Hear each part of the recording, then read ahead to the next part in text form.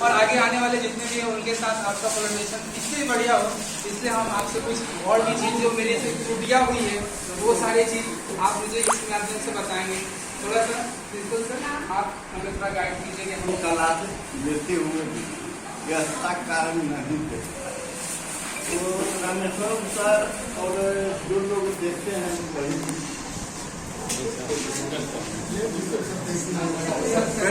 Sanjay sir आप elementary education के विद्यापीठ पटना 20 की तरफ से आप लोग जो भी आए, आप लोग का योगदान बेहतरीन है। बहुत अच्छा क्लास लिए, हम लोग भी आप लोग को गाइड किए समय समय पर। जब भी क्लास में आए सभी बच्चों को देखे बेहतरीन ढंग से आप लोग पढ़ाई कर रहे थे। एक बार मैथ में घंटी में आए तो देखे कि आप कितना अच्छा से ए और बी बता रहे थे। A+B होल स्क्वायर का जो फार्मूला था बेहतरीन ढंग से बताया, बच्चे लोग को बहुत इंटरेस्ट थे।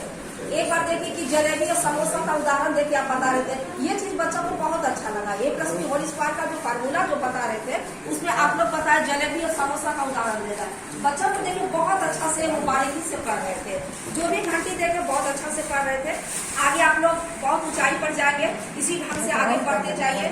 ये बच्चे जो है चाहे कोई स्कूल के रहे, प्राइवेट रहे, सरकारी रहे, सभी देश के निर्माता हैं।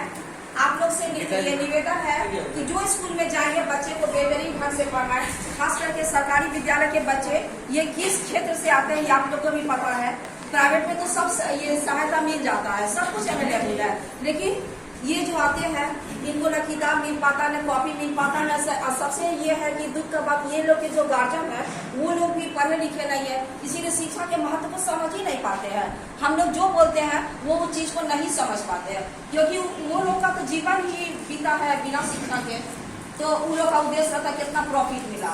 शिक्षा का जो मेन उद्देश्य है जो विद्यालय में वो लोग नहीं जान पाते हैं। लेकिन ये जो पीढ़ी है इस पीढ़ी को आगे बढ़ाना है। वो पीढ़ी तो बीत गया और बिहार का जो स्तर है साक्षरता में तो अभी तो बहुत रैंक पीछे है, लेकिन अगर हम लोग ये बच्चे को अगर पढ़ाएंगे तो ये साक्षरता का स्तर बहुत ऊंचा जाएगा। ये बहुत विडंबना है कि बिहार के बच्चे बहुत पीछे जाते हैं साक्षरता में, ये सब कहा जाता है। सरकारी रिकॉर्ड में देखेंगे तो सबसे पिछड़ा स्थान ये शिक्षा का बिहार। ये चीज देख करके बहुत दुख होता है।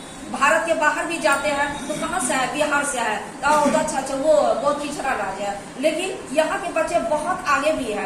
अभी हाल में यूपीएससी में जो टॉपर आया है शुभम कुमार वो बिहार के ही है। हाँ, कुछ साल पहले जो मेडिकल में जो छात्रा आई थी वो बिहार की ही थी। इस तरह से बहुत क्षेत्र में बिहार के बच्चे बहुत होनहार है, हर क्षेत्र में आगे बढ़ रहे हैं। शिक्षा में तो बढ़ ही रहे हैं, लेकिन आप कुछ सरकार का भी है, कुछ हम लोग में भी कमी है ना। आप सरकारी विद्यालय में जब भी जाइएगा तो जो साधन होगा वो साधन सीमित रहता है, बहुत लिमिट। उसी में हम लोग को बेहतर करना रहता है। सीमित साधन में भी बच्चों को जितना ज्यादा से ज्यादा बढ़ा सके यही काम है। और हम लोग का इसमें सबसे मेन रोल हम ही लोग का है। तो हम लोग जो मेन उद्देश्य है, कोई भी विद्यालय में जाएंगे जो मेन उद्देश्य है बच्चा को पढ़ाना, सबसे पहला फोकस वही करेंगे। अपनी जो भी समस्या है निजी या जो भी समस्या है उसको वही रख देंगे। और क्लास स्कूल में जब भी प्रवेश करें तो पहला लक्ष्य यही रहेगा, चाहे जो भी विषय पढ़ाए है ना, वो पूरा बारीकी से बच्चों को पढ़ाना है, बस यही रहेगा। एक बच्चा अगर पढ़ जाएगा तो वो एक फैमिली को ही हाईलाइट कर देता, उसके बाद वो समाज और देश को खैर आगे जाएगा ही। सबसे दुख हमको तब होता है जब कहीं भी जाते हैं तो साक्षरता जब पूछा जाएगा तो बिहार का स्थान नीचे है। ये चीज बहुत खराब लगता है। जबकि अगर हम लोग देखते हैं तो हर कंपटीशन में बिहार का नाम ऊंचा जाता है। आखिर तो वो भी हमारे बच्चे हैं ना, यहाँ के बच्चे दूसरे राज्य में जा रहे, वहाँ के तो हाईलाइट हो रहे हैं। तो जो भी जहाँ भी जाएंगे आप लोग, जो स्कूल में जाएंगे सरकारी में गए तो वहाँ इस चीज को बहुत बारीकी से ध्यान में रखिएगा। जो बच्चे हैं वो हमारे बच्चे हैं, जो बच्चे हैं वो अपने, हम लोग तो अपने बच्चे के बारे में सोच लेते हैं डॉक्टर बनाएंगे, ये IAS बनाएंगे या जो भी बनाएंगे, लेकिन विद्यालय में जो विद्यालय में जाएंगे कृपया इस चीज को आप लोग देखिएगा। ये जो बच्चे हैं वो बहुत अनमोल हैं, देश के होनहार हैं, वही राष्ट्र निर्माता है। हम लोग का ये कर्तव्य है कि हम लोग जिस उद्देश्य से आए हैं उसको पूरा करें। बहुत समस्या है, समस्या की कमी नहीं है, समस्या बहुत है, लेकिन सीमित साधन में भी हम लोग को बेहतर करना है। चलिए इसी के साथ ही आप लोग बहुत ऊंचाई पर जाएंगे। आप लोग का भी बहुत बहुत धन्यवाद। आप लोग बहुत अच्छा से काम किए, आगे भी और बेहतर ढंग से काम करेंगे।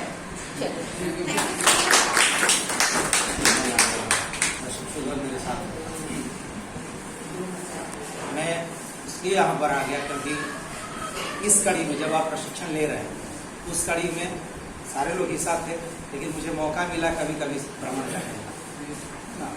व्यस्त तो था, बर्दाश्त नहीं हो रहा था, और कम से कम मेरी जो घंटे थी उसमें मेरा हक था कि मैं उसमें जाकर पढ़ी। लेकिन विद्यालय भी मेरा था और ये प्रयोगशाला था आपके लिए, तो प्रत्येक प्रयोगशाला में प्रयोग कैसे हो रहा है उसको भी देखने की तमन्ना मेरे दिल में उठती रही, और मैं विवश हो गया सब क्लास में घुसने के लिए।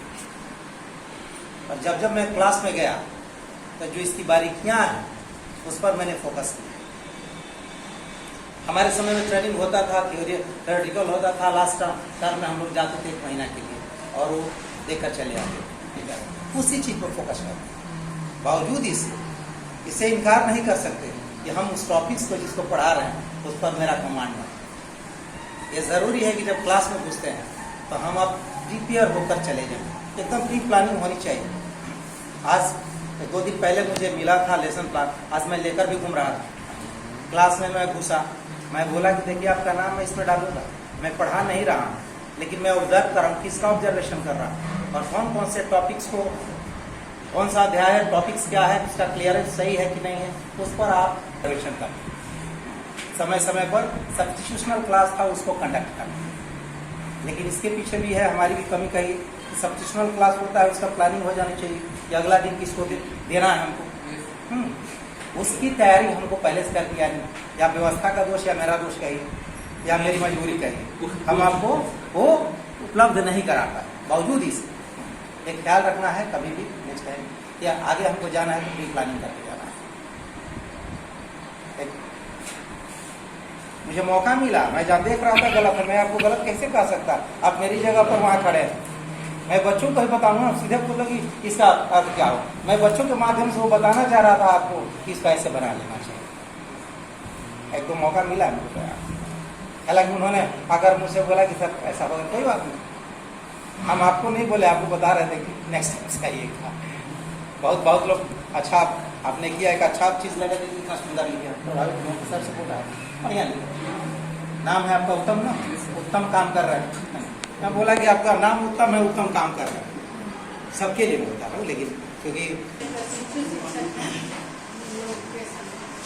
आप लोग आए बहुत अच्छा से, यहाँ सुबह से आप लोग कैसे प्रार्थना होता है, कैसे प्रार्थना के बाद पीटी होता है, हर चीज का अवलोकन किए, ध्यान से देखे, टाइम पर आए, क्लास कैसे लेना है। हम लोग बीच बीच में आते भी थे कि आप लोग रूटीन से पढ़ाइए, जैसे रूटीन है उस पर रह लीजिए, एक पार्ट हो जाए तब सेकेंड पार्ट पढ़ाइए, उसका प्रश्न उत्तर भी करवाइए।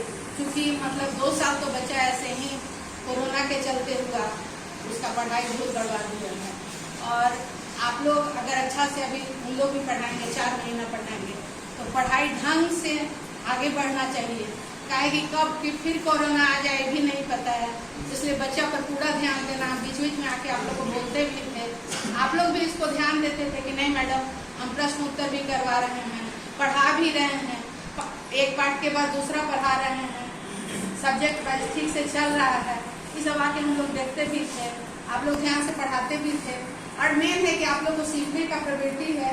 ऐसे तो मान लीजिए हम लोग अभी रिटायर कर रहे हैं, हम लोग को भी अभी सीखना है, रिटायर करते तक सीखना है, और उसके बाद भी सीखना क्या है, सीखने तो मरते तक सीखता रहता है। इसलिए अच्छा से सीखना। और बहुत अच्छा बात बोली प्रेरणा मैडम कि हम लोग सरकारी विद्यालय में सीमित संसाधन में बच्चा को कैसे, जितना हमको नॉलेज है उतना में कैसे उसको बेहतर कर सके, यही प्रवृत्ति रहना चाहिए हम लोग को।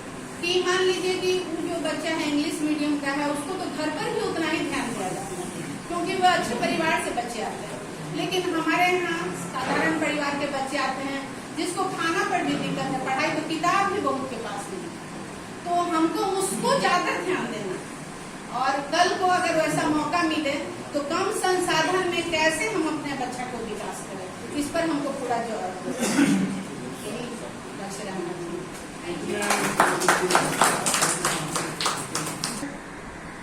हल्का फुल्का जो है वो तो कल ही करते हैं, इच्छा शक्ति के बल पर।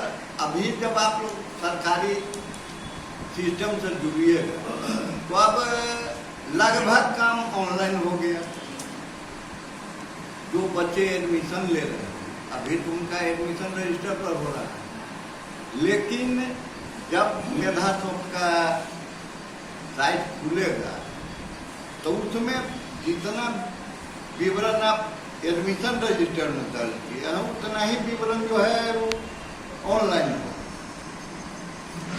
ऑनलाइन हो जाने के बाद अच्छा भी है कि हमको अगर जानकारी है तो खोले साइट, वहाँ जो है जिस क्लास का हमको खोलना है।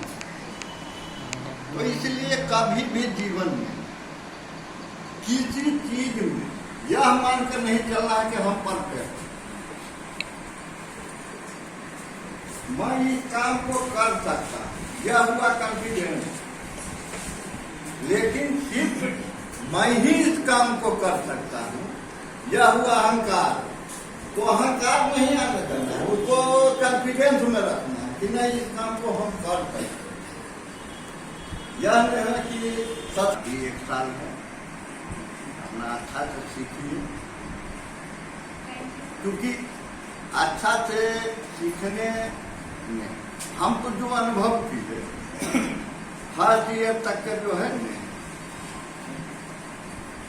हम महंदरू में ट्रेनिंग करते, तब फर्स्ट ईयर में जो है न, जिसको आम देहात का भाषा में लफा शूटिंग करते, तो वही किए। तो परिणाम क्या हुआ कि हमको सेकेंड ईयर में माने 1 दिन अब्सेंट नहीं होना पर तैयो घट गया।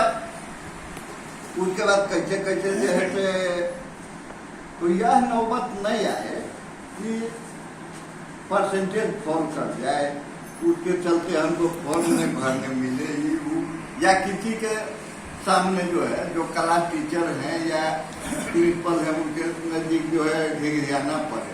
नौबतें ने अनुभव से हम बता रहे हैं।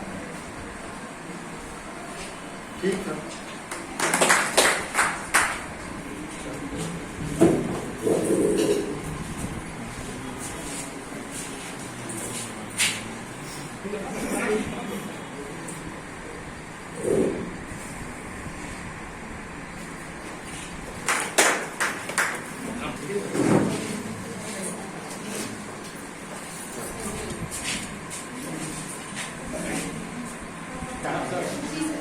जब पढ़ा रहे हैं तो बच्चे को कैसे और आप कंट्रोल कर सकते हैं, तो उस पर हम लोग को ध्यान देना है कि टीचिंग लर्निंग मटेरियल है ना, उसको शिक्षण अधिगम कहते हैं।